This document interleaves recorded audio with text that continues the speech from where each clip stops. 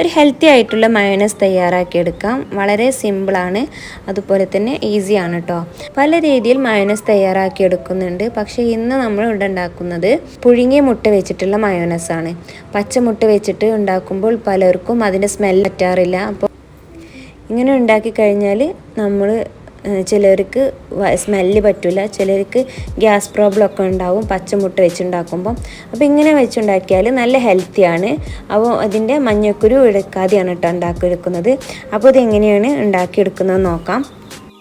അതിനായിട്ട് ആദ്യം തന്നെ മിക്സിൻ്റെ ജാറിലേക്ക് വെള്ളമുട്ട ചേർത്ത് കൊടുക്കുക.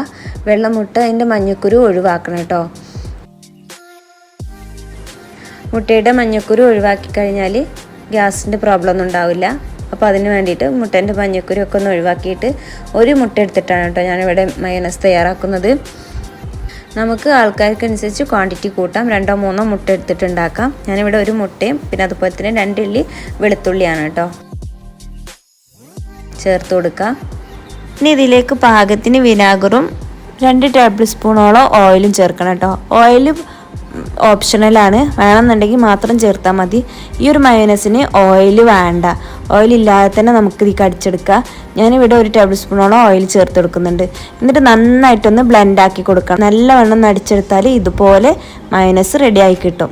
സിമ്പിളായിട്ട് ഉണ്ടാക്കിയെടുക്കാം കേട്ടോ. ഓയിലൊന്നും അധികം ചേർക്കണ്ട. ഓയിൽ ചേർക്കാതെ തന്നെ നമുക്കിത് ഉണ്ടാക്കിയെടുക്കാൻ പറ്റും. ചപ്പാത്തിൻ്റെ കൂടി സാൻഡ്വിച്ചൊക്കെ ഉണ്ടാക്കി ചേർത്തെടുക്കാൻ പറ്റുന്ന നല്ല അടിപൊളി റെസിപ്പിയാണിത്. അപ്പോൾ ഇതെല്ലാവരും ട്രൈ ചെയ്ത് നോക്കിയിട്ട് ഫീഡ്ബാക്ക് അറിയിക്കുക. Okay, bye bye.